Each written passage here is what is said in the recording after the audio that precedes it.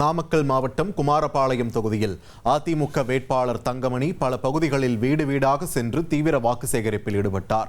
அப்போது பொதுமக்கள் மலர்கள் தூவி அவருக்கு உற்சாக வரவேற்பளித்தனர்.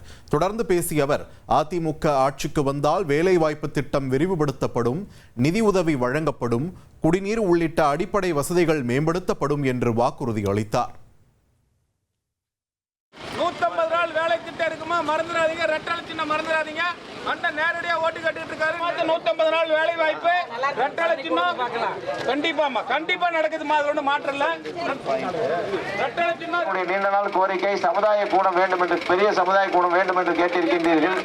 நான் வந்தவுடன் என்னுடைய தொகுதி மேம்பாட்டிலிருந்து 50 லட்சம் ரூபாய் நிதியை ஒதுக்கி உங்களுக்கு அந்த சமுதாய கூடம் கட்டி கொடுக்கப்படும் என்ற செய்தியும் உங்களுக்கு சொல்ல கடமைப்பட்டிருக்கின்றேன். அதே போல நீண்ட காலமாக பஸ் வந்து கொண்டிருந்தது, அந்த பஸ்ஸும் நின்று விட்டது.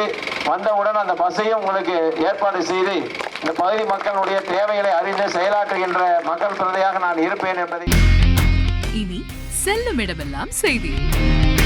தந்தி டிவியின் வாட்ஸ்அப் சேனலை ஃபாலோ பண்ணினா செல்லருக்கும் இடமெல்லாம் செய்தி. இதோ QR கோட் இப்பவே ஸ்கேன் பண்ணுங்க, ஃபாலோ பண்ணுங்க.